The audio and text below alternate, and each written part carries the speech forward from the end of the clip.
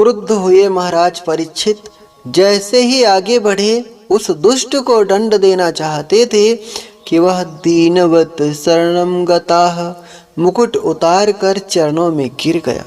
त्राहि माम त्राहि माम। जब परीक्षित ने चरणों में उसे पड़ा हुआ देखा तो दया आ गई। न ते गुणाकेशयशोधराणाम बद्धंजलिर्वै भयमस्ति किंचिन् न वर्तितव्यं भवता कथंचन क्षेत्रे मदीये त्वं धर्मबन्धो। न ते गुणाकेशयशोधराणां बद्धंजलिर्वै भयमस्ति किंचिन् बद्धंजलिर्वै भयमस्ति किंचित् न वर्तितव्यं भवता कथंचन क्षेत्रे मदीये त्वं धर्मबन्धो। शरणागत की रक्षा करना छात्र धर्म है, क्षत्रिय धर्म है, यह जानकर महाराज परीक्षित ने खड्ग को म्यान में कर लिया और कहा, हे गौ माता, आप कौन हैं? आप साधारण गाय बछड़े नहीं हो सकते। बरसभ, आप कौन हैं? क्योंकि आपके तो 3 पैर टूटे हुए हैं। तुम्हारी यह दुर्दशा किसने की? मुझे बताओ, निसंकोच निर्भीक होकर बता दो। तब बछड़ा बोल पड़ा, महाराज, मैं अपने दुख का हेतु किसे मानूं? कुछ लोग कहते हैं कि भाई जैसा कर्म करोगे वैसा फल मिलेगा। कर्म ही सुख दुख का कारण है। कुछ लोग कहते हैं कि भाई ईश्वर की इच्छा के बिना पत्ता भी नहीं हिलता, भगवत इच्छा से ही सब कुछ होता है। कुछ लोग कहते हैं कि भाई ग्रहों की गति है, अनुकूल ग्रह आ जाएं तो बड़ा आनंद आता है, प्रतिकूल पड़ जाएं तो बड़े बड़े महात्माओं को भी कष्ट उठाना पड़ता है। और मुझे नहीं लगता कि मैं अपने सुख दुख का किसी को दोष दूं, अतः मैं अपनी इस दुर्दशा का दोषी किसी को नहीं मानता। महाराज परीक्षित समझ गए, कहते हैं, बस मैं समझ गया, आप साक्षात धर्म हैं। क्योंकि पापी को तो पाप का फल मिलता ही है, लेकिन पापी के पाप की चर्चा करने वाला भी पाप का भागीदार हो जाता है। और इसीलिए आपने किसी के दोष की चर्चा अपने मुख से नहीं की। आप साक्षात धर्म हैं और ये गौ माता साक्षात धरणी है, पृथ्वी है। इन्हीं का भार उतारने के लिए भगवान आए थे, पर अब लीला संवरण करके परम धाम को चले गए, इसीलिए उनके वियोग में दुखी हैं। पर ये द्रूत कौन है जो तुम दोनों के पीछे पड़ा है, ये समझ में नहीं आया। क्यों भाई, तेरा परिचय? कलयुग चरणों में गिरकर बोला, महाराज, मैं कलयुग हूँ। परीक्षित बोले, अच्छा अच्छा, तो तू कलयुग है। तुझे मेरे राज्य की सीमा में प्रवेश करने का दुस्साहस कैसे हुआ? कलयुग बोला, सरकार, अब ये बताइए कि आपका राज्य कहाँ नहीं है। इस सप्तद्वीप वसुंधरा पर एक छत्र आपका ही तो साम्राज्य है। जाऊं तो कहाँ जाऊं? शरण में आ गया हूं, जो स्थान बता दोगे वहीं रह लूंगा। महाराज परीक्षित ने कहा, अच्छा, पहले तो ये बताओ तुम्हारे अंदर गुण कितने हैं और दोष कितने? कलयुग ने कहा कि महाराज, दोषों का तो मैं भंडार हूँ, लेकिन गुण मुझ में एक बहुत अच्छा है। यत्फलं नास्ति तपसा न योगेन समाधिना तत्फलं लभते सम्यक कलो के सब कीर्तिनाथ। कलयुग में इससे सरल साधन और कोई हो ही नहीं सकता। केवल हरि का नाम संकीर्तन मात्र करो, हरि का नाम मात्र लो और भवसागर पार हो जाओ। इस गुण पर महाराज परीक्षित प्रसन्न हो गए और बोले, भाई, गुण तुम्हारा बहुत अच्छा लगा, बड़ा ही दिव्य है। जीवों को इससे सरल साधन कोई मिल ही नहीं सकता। अन्य युगों में तो कितनी तपस्या करनी पड़ती है, यज्ञ करने पड़ते हैं और भी बहुत सारे बड़े बड़े साधन करने पड़ते हैं। कलयुग में तो बैठे बैठे जीभ हिलाते रहो, हरे राम राम राम हरे हरे हरे कृष्ण, प्रभु के नाम का आश्रय लेकर पार हो जाओ। रीझ गए महाराज परीक्षित, भाई तब तो हम तुम्हें रहने के लिए स्थान देंगे, जाओ 4 कमरे दिए। अभ्यर्थी तस्तदा तस्मै, अभ्यर्थी तस्तदा तस्मै स्थानानि कलये ददो, द्यूतं पानं स्त्रियः सूना यत्र धर्मश्चतुर्विधः, द्यूतं पानं स्त्रियः सूना यत्र धर्मश्चतुर्विधः। जहाँ जुआ खेला जाता हो, जहाँ मदिरापान हो रहा हो, जहाँ पर लंपट पुरुष यानी पर स्त्री गमन करने वाले लोग रहते हों, और जहाँ जीव जंतुओं की हिंसा होती हो, यानी जहाँ मांस मच्छी भक्षण किया जाता हो, वहाँ जाकर रहो। कलयुग गिड़गिड़ाता हुआ बोला, सरकार परिवार बहुत बड़ा है, 4 कमरों में गुजारा नहीं हो पाएगा, और फिर आपने जैसी शक्ल सूरत देखी वैसे ही हमें कमरे दे दिए, स्थान बता दिए। अरे कम से कम हमारा एक गुण आपको बहुत अच्छा लगा तो बढ़िया एक कमरा तो मिल जाता, काम चल जाए, एक अच्छा सा कमरा और दे दो। अच्छा बोलो कौन सा स्थान चाहते हो? कलयुग बोला, महाराज केवल स्वर्ण में निवास और मिल जाता तो अपना काम चल जाता।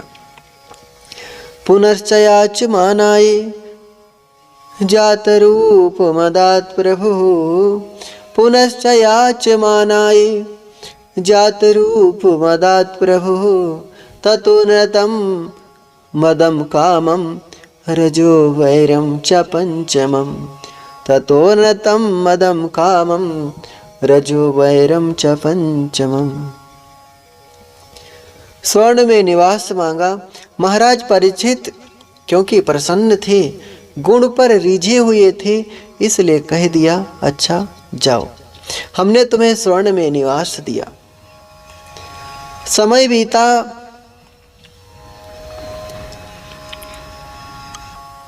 कलयुग चला गया, गाय बछड़े भी सुखी हो गए, धर्म के भी जो 3 पैर टूटे थे, सत्य तप दया और शौच,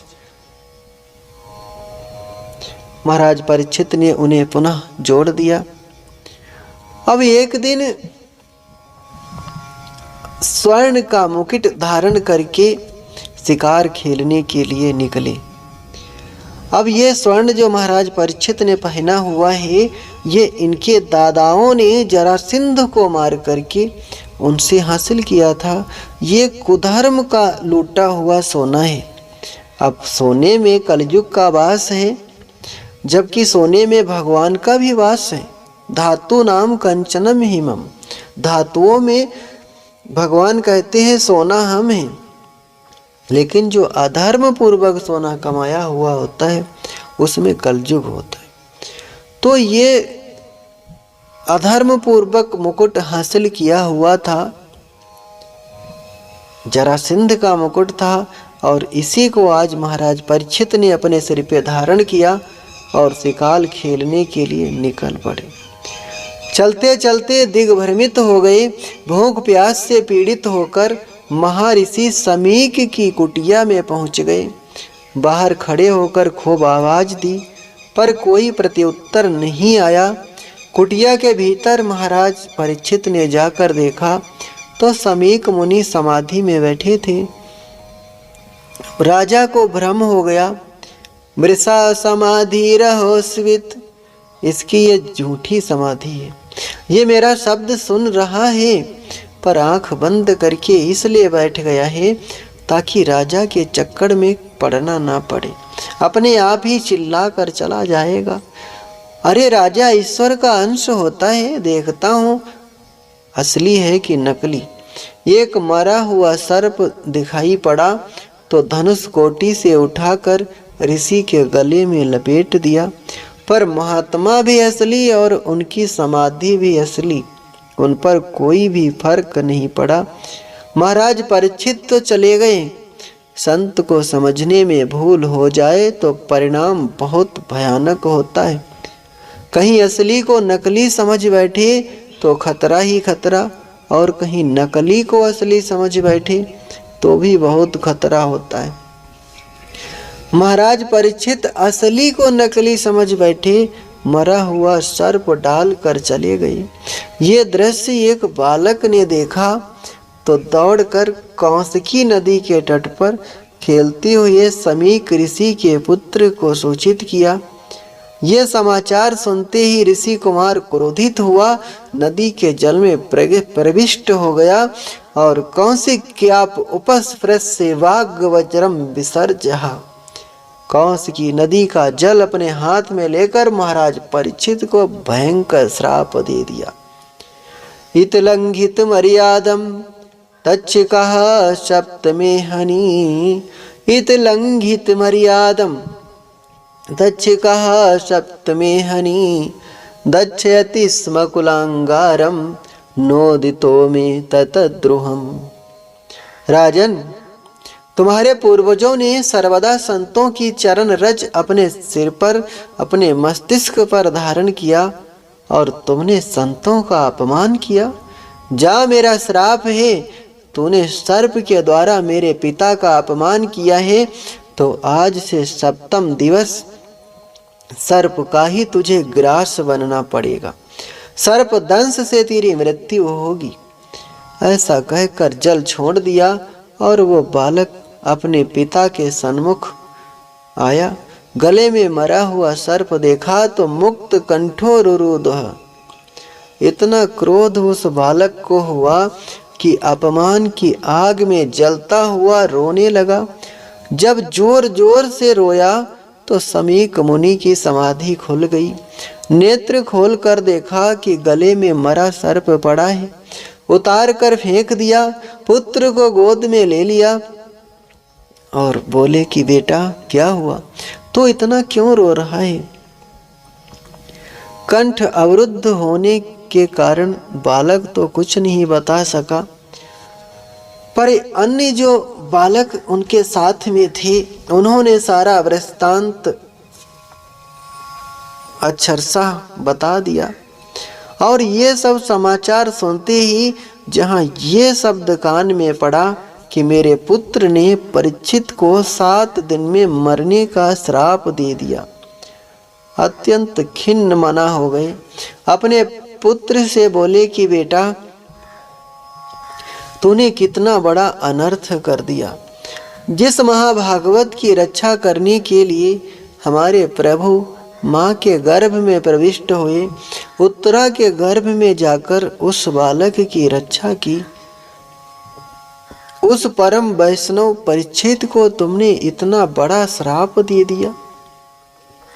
अब इस भारत भूमि को परीक्षित जैसा धर्मनिष्ठ धर्मात्मा राजा नहीं मिल सकता, क्योंकि अब जो राजा होंगे सब धर्म निरपेक्ष होंगे, धर्म से उनका कोई मतलब नहीं होगा। परीक्षित जैसा धर्मात्मा राजा कहाँ मिल सकता है। जब राजा धर्मात्मा नहीं होगा तो प्रजा में धर्म कहाँ से होगा। जब प्रजा धर्मनिष्ठ नहीं होगी तो वर्ण संकरता फैलेगी और इन सारे दोषों का कारण तू बनेगा। हे प्रभु, यह क्या अनर्थ हो गया। मेरे पुत्र को हमारे अपराध को क्षमा करना। पर अब जो होना था वो हो चुका। समीक ऋषि ने अपने सेवक को भेजकर परीक्षित को यह सारा समाचार सुनाया। जब परीक्षित ने यह सुना कि 7वें दिन मरना सुनिश्चित है तो सर्वस्व त्याग कर सीधे गंगा तट पर सुख तीर्थ में जाकर विराजमान हो गए।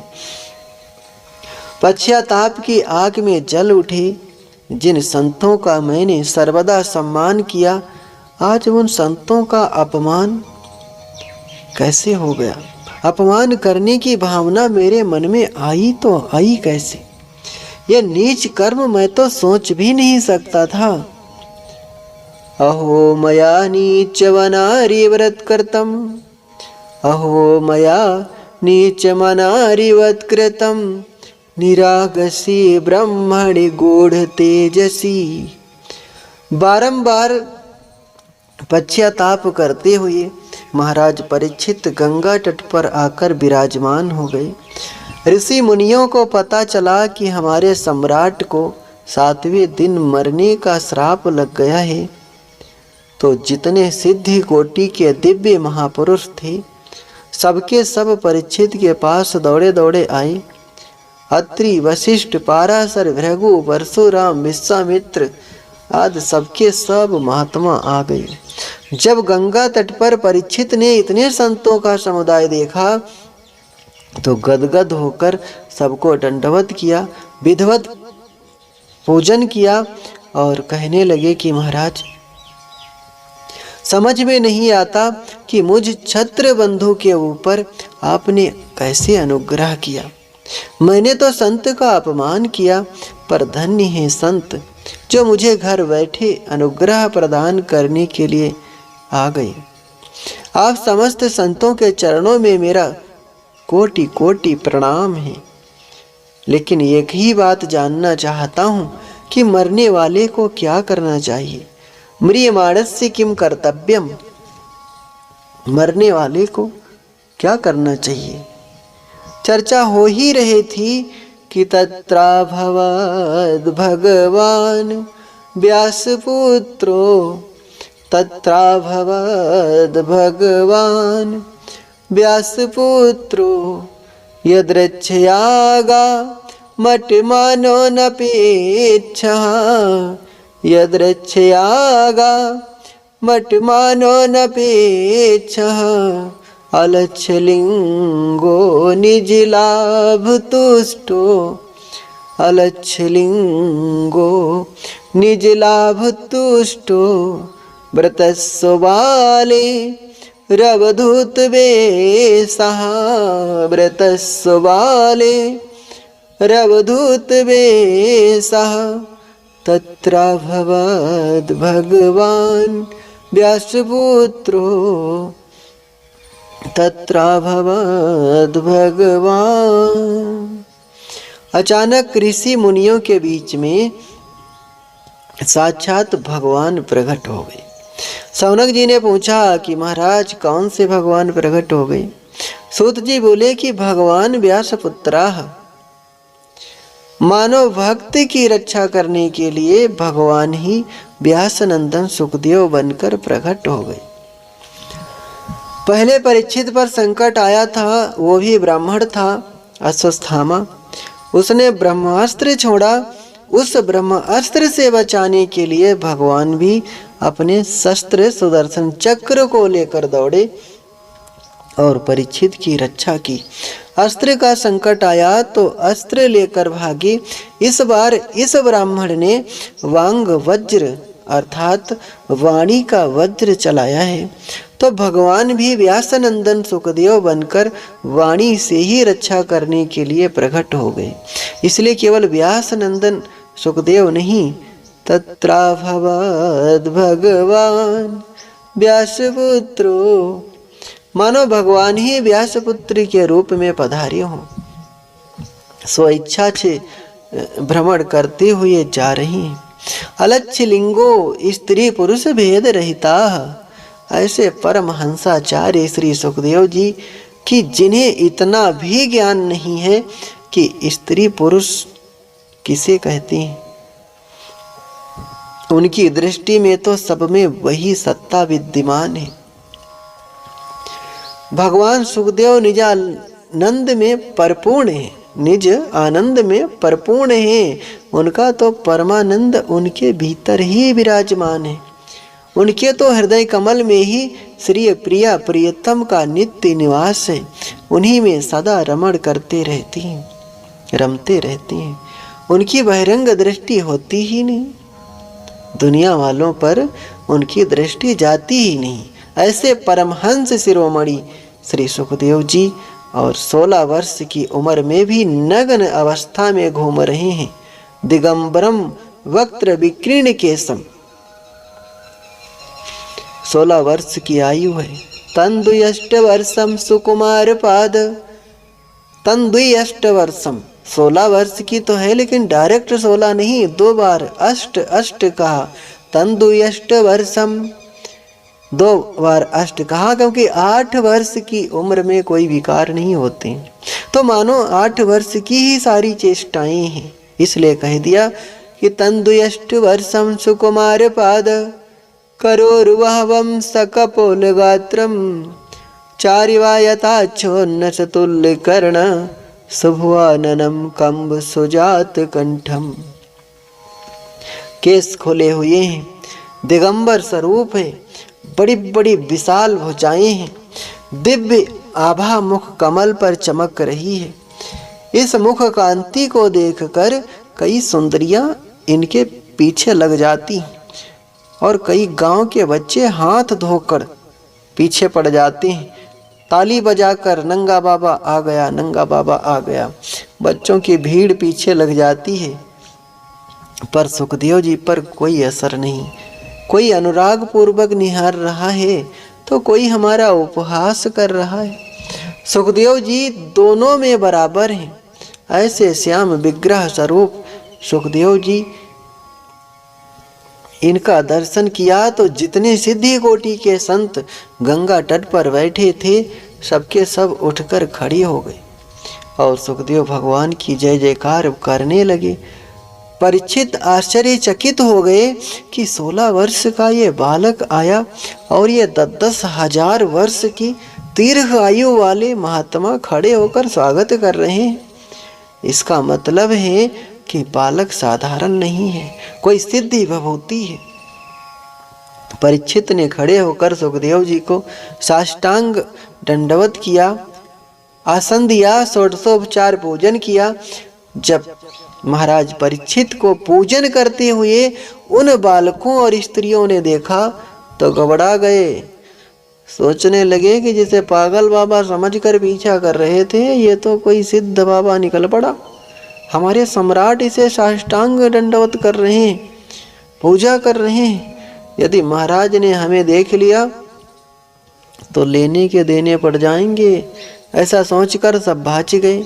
परीक्षित महाराज ने विधिवत पूजन किया और कहा कि भगवान, अहो अद्य वयम ब्रह्मन् सतसेव्याः छत्रबन्धवाः। अहो अद्य वयम ब्रह्मन् सतसेव्याः छत्रबन्धवाः। कृपया तिथिरूपेण भवद्भिर्तीर्थ कः कृताः। कृपया तिथि रूपेण भवद्भिस्तीर्थ कः कृताः। भगवान, आज मैं धन्य हो गया, मुझ जैसे छत्र बंधु के ऊपर आपने अनुग्रह किया, सहज पधार कर दर्शन दिया। आप जैसे संतों का तो कोई स्मरण भर कर ले तो पाप मुक्त हो जाता है, और स्मरण के साथ साथ कहीं आप जैसे संतों का दर्शन मिल जाए फिर तो महाराज कहना ही क्या है। और दर्शन के साथ साथ कहीं आपका चरणोदक मिल जाए, ओह फिर तो धन्य हो जाए। और चरणोदक के साथ साथ कहीं आपके वचनों की गंगा में गोता लगाने को मिल जाए, तब तो फिर पापों का लेस भी शेष नहीं रह सकता। अंश मात्र भी पाप है वो भी टिक नहीं सकता, सब गायब हो जाएगा। येषां संस्मरणात् पुंसां सद्यः शुद्ध्यन्ति विग्रहा। येषां संस्मरणात् पुंसां सद्यः शुद्ध्यन्ति विग्रहा। किं पुनर्दर्शन स्पर्शाद् शौचास् नादिभिस्वी। किं पुनर्दर्शन स्पर्श पाद शौचासनादिभिः। अतः पृच्छामि संसिद्धिं योगिनां परमं गुरुं। पुरुषस्य यत् कार्यं म्रियमाणस्य सर्वथा। परीक्षित कहते हैं मैं धन्य हो गया, महाराज, केवल एक ही बात जानना चाहता हूँ। आप योगियों के भी परम गुरु हैं, अतः आपसे पूछना चाहता हूँ कि म्रियमाणस्य किम कर्तव्यम, हर मरण धर्मा प्राणी का कर्तव्य क्या है, वो कृपा करके बताइए। जीवन में क्या श्रवणीय है, क्या स्मरणीय है, कौन भजनीय है, जीव का कर्तव्य क्या है और अकर्तव्य क्या है, इसे विस्तार पूर्वक मुझे समझाइए। सुखदेव जी बोले कि बैठने की देर नहीं हुई और तुमने आते ही प्रश्नों की झड़ी लगा दी। अरे कोई आए तो पहले उसे प्रेम पूर्वक बैठने तो दो। परीक्षित महाराज कहते हैं, आप जैसे महापुरुष ज्यादा देर तक बैठते ही कहाँ हैं, गौ दोहन काल से ज्यादा टिकते नहीं, इसलिए मैंने आते ही प्रश्न किया है कि अब आप इन प्रश्नों का समाधान करके ही यहाँ से प्रस्थान करें। सुखदेव जी परीक्षित के इन प्रश्नों पर मुग्ध हो गए, गदगद होकर बोले, वरीयाने स्ते प्रश्नः क्रतो लोकहितं नृप, वरीयाने स्ते प्रश्नः क्रतो लोकहितं नृप, आत्मवित् सम्मताः पुंसां श्रोतव्यादिशयः परः। देखिए, डकार उसी की आएगी जो आपके भीतर भरा होगा। मूली खाकर आए हो तो मूली की ही डकार अपने आप बता देती है कि मूली खाकर बैठे हो। सुखदेव जी के मुख से जो प्रथम अक्षर निकला वो भी ब्रह्म का ही बीज निकला। वकार जो है वो ब्रह्म का बीज है और सुखदेव जी के मुख से पहला वकार ही निकला, वरीया नेस्ते प्रश्न। वह शब्द पहले निकला क्योंकि ब्रह्म का बीज वह है और सुखदेव जी के भीतर ब्रह्मानंद भरा है। सुखदेव महाराज कहते हैं, परीक्षित वाह, ये तुमने बड़ा अच्छा प्रश्न किया और ये सिर्फ अपने लिए नहीं किया। यदि परीक्षित ये पूछते कि महाराज मैं 7वें दिन मरने वाला हूँ, कुछ बचने का उपाय बता दो, तो यह व्यक्तिगत प्रश्न होता। परीक्षित का प्रश्न ये है कि मरने वाले को क्या करना चाहिए। तो मरने वाले कोई अकेले परीक्षित ही थोड़ी हैं, इस संसार का नाम ही मृत्यु लोक है। मरने वाले तो सभी हैं और सबको 7 दिन के भीतर ही काल रूपी ब्याल अपना ग्रास बनाने वाला है, क्योंकि 7 ही दिन हैं, रवि सोम मंगल बुध बृहस्पति शुक्र शनि, और इन 7 दिन के भीतर ही काल व्याल का ग्रास प्रत्येक प्राणी को बनना है। परीक्षित का प्रश्न सर्वभावमय है, इसलिए सुखदेव जी गदगद होकर बोले कि अरे परीक्षित, लोक हित के लिए जन कल्याण की भावना से तुमने बड़ा प्यारा प्रश्न किया है। ये अभागा जीव मोह ग्रसित है, अपने बारे में इसे सोचने का समय ही नहीं, हमेशा दूसरों के बारे में ही सोचता रहता है। मेरे बाद इनका क्या होगा, मेरा इतना बड़ा कारोबार, मेरा इतना बड़ा परिवार, मेरे इतने बच्चे, अब कैसे क्या संभालेंगे। लो, अंतिम समय जीवन का आ गया और फिर भी दूसरों के बारे में ही सोच रहा है। जिंदगी भर दूसरों को कमा कमा कर दिया और अब भी अपने बारे में सोचने की फुर्सत नहीं। दिन भर पैसा कमाना और परिवार का पेट भरना, रात भर या तो खर्राटे बजा कर सोना या विषयों के भोग में डूबे रहना, इसी में सारा जीवन जीव का समाप्त हो जाता है। निंद्रिया ह्रियते नक्तम व्यवायेन चवावयः, दिवाचार्थे हया राजन कुटुंब भरने नवा। निंद्रिया ह्रियते नक्तम व्यवायेन चवावयः, दिवाचार्थे हया राजन कुटुंब भरने नवा। इसलिए परीक्षित, जो प्राणी वास्तव में मृत्यु भय से मुक्त होना चाहता हो उसे 3 बातों का अभ्यास करना चाहिए। तस्माद् भारत सर्वात्मा भगवान ईश्वरो हरिः श्रोतव्यः कीर्तितव्यश्च स्मर्तव्यश्चेच्छता भयम। मृत्यु से जो अभय चाहता हो वह माधव की शरण में आ जाए। माधव की शरण में आए बिना मृत्यु से कोई बच नहीं सकता। तो माधव की शरण में आने के लिए क्या करें? श्रोतव्य, सबसे पहले उनकी महिमा को सुनना प्रारंभ कर दो। सुनने से क्या होगा?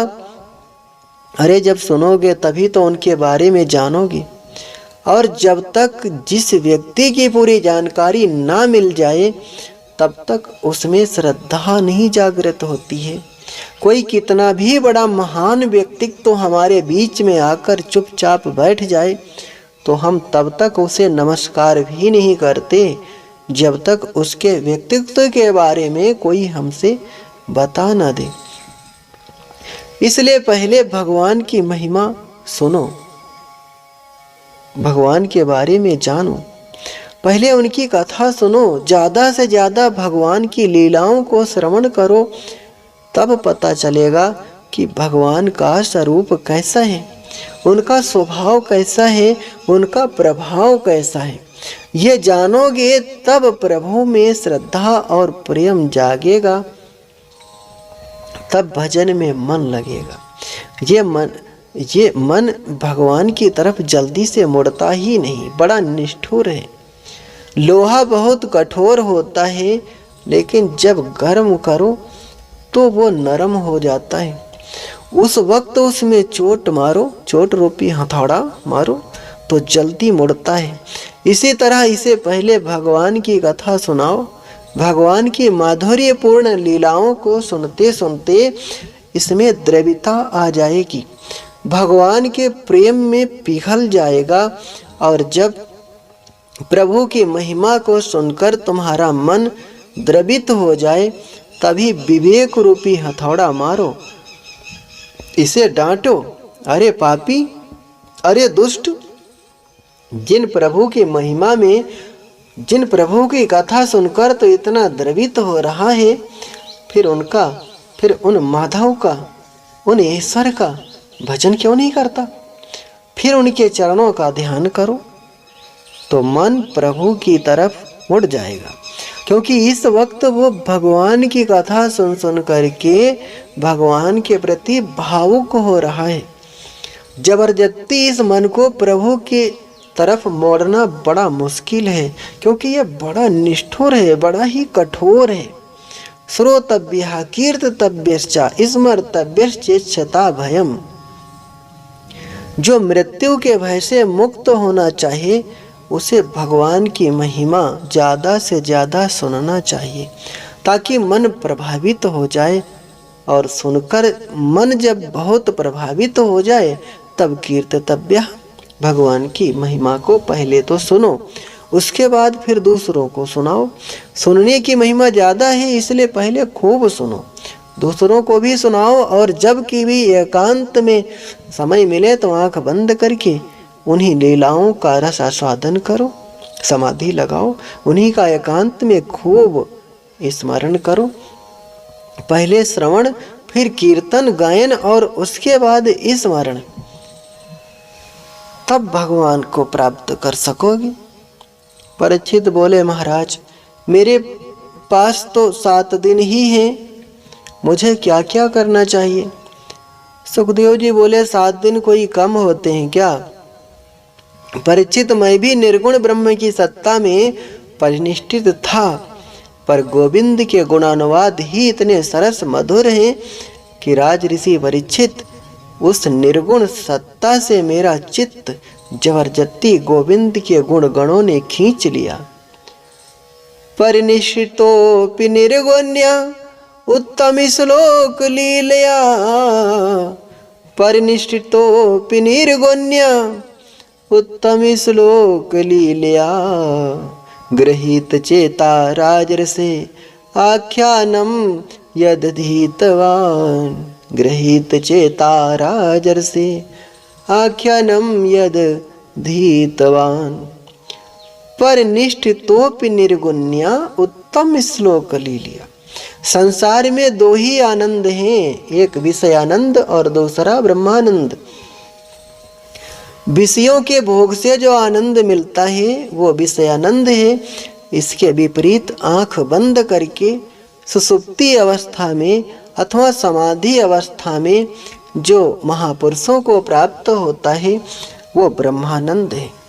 परंतु गोविंद के गुणगणों का चमत्कार देखो कि विषयानंद की चले तो क्या ब्रह्मानंद भी फीका पड़ गया।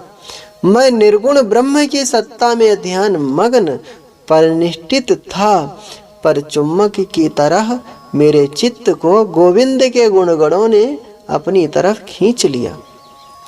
तब से मैं उनका दीवाना हो गया। इसलिए परीक्षित, कल्याण करने वाले के लिए तो एक मुहूर्त का ही समय बहुत है। राजा खड़वांग ने एक मुहूर्त में ही मुक्ति पाई थी। जब एक मुहूर्त में खड़वांग ने मुक्ति पाली तो क्या तुम 7 दिन में मुक्ति नहीं पा सकते? परीक्षित जी गदगद हो गए।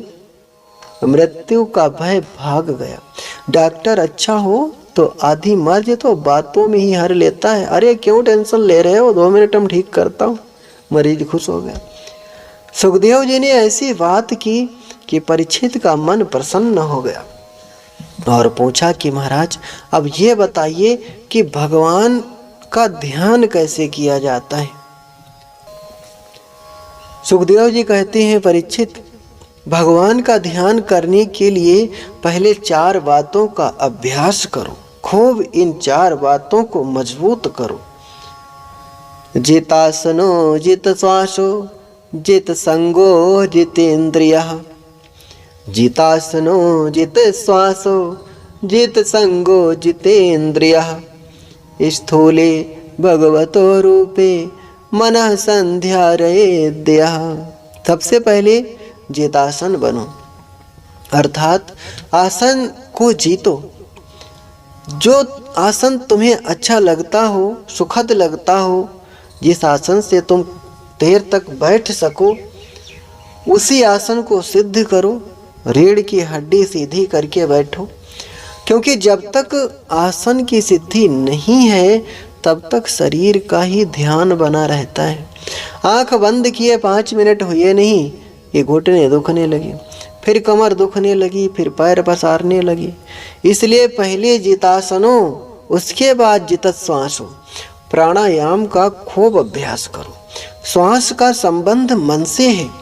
श्वास पर जितना नियंत्रण होगा उतना ही मन भी तुम्हारा शांत होगा।